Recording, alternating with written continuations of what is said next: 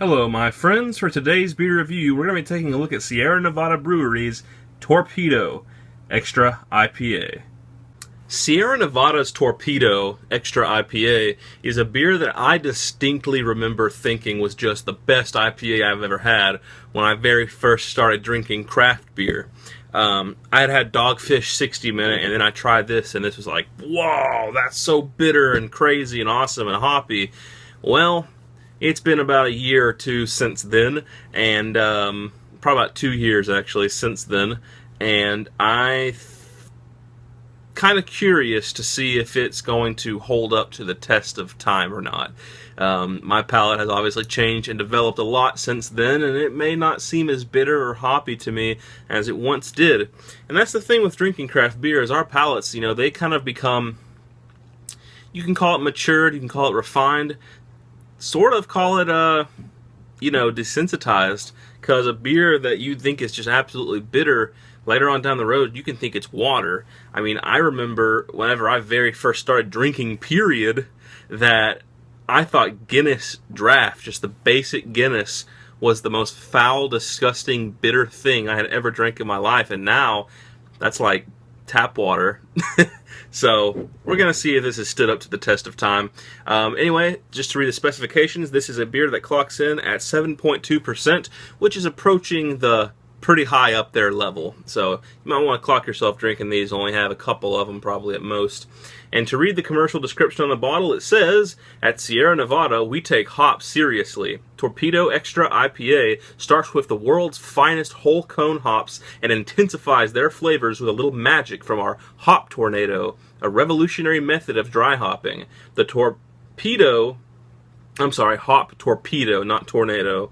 A revolutionary method of dry hopping. The Torpedo brings this beer alive with a rush of complex hop aromas and flavors not found in any other beer." And to read the front label, it says, "Sierra Nevada Torpedo Ale is a big American IPA, perfectly balanced yet full of flavor and aromas that highlight the complex citrus, pine, and herbal character of whole cone American hops." So anyway, that sounds pretty delicious, and hopefully it's as good as I remember it being. I'm going to be drinking this out of my Dogfish Head IPA glass today. If you're curious what this is or how it works, check out my video called, Glassware, which glass for which beer, where I kind of talk about different types of beer glasses and how they work. Cap is off. Let's give it a pour. Straight out of the bottle, it pours a nice kind of honey-colored straw, sort of. More like honey.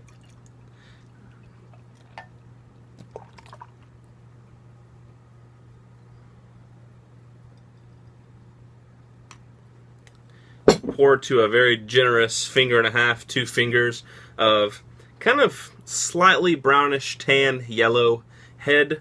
Lots of little compact bubbles in there, with plenty of carbonation bubbles streaming up to the top to reinforce the head. And seems to have very good head retention. Into the light, it does have a pretty high chill haze, but it is a little bit murky, and it's sort of a honey orange color. Looks very good in the glass, as you can see. That looks awesome. Let's give it a smell. Whew, huge on the citrus, the grapefruit, and the hops. Obviously for being an IPA, but this one's very strong.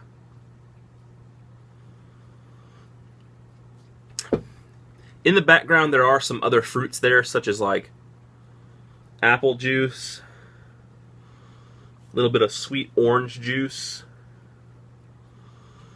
and it has just the slightest hint of caramel. And for me at least, everybody differs in their smell and their taste opinions, but for me, I know an IPA is good whenever I start to smell hints of caramel and then apple or orange juice in the background. There is a little bit of floral notes to this too, but the hops and the grapefruit citrus are just strong, heavy, and upfront with this beer. Smells really good. Let's hope that it matches the taste. Without further ado, let's give it a taste. Cheers, everybody.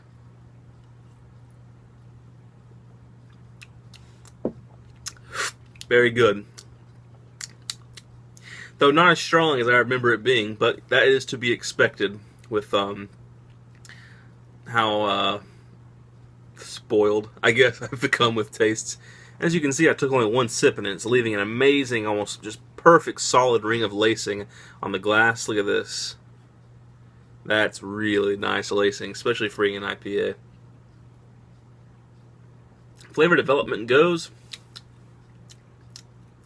Up front, you actually have a beery beer taste, as I like to say, where it just tastes like beer, but that's only the initial taste, which is good because you're not immediately like, oh, it's bitter. It kind of goes down really smooth. And then you're hit with those great grapefruit, citrus, hops. The caramel, the apple juice, and the orange juice is kind of lost in the flavor. But yeah, it's got bittersweet malt. I'm sorry, hops, not malt.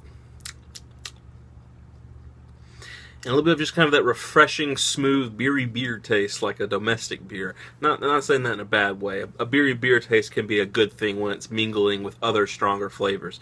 That means that this beer is, even though it is 7.2%, in my books, highly sessionable. I could drink through a 6-pack of these probably, and I would enjoy it.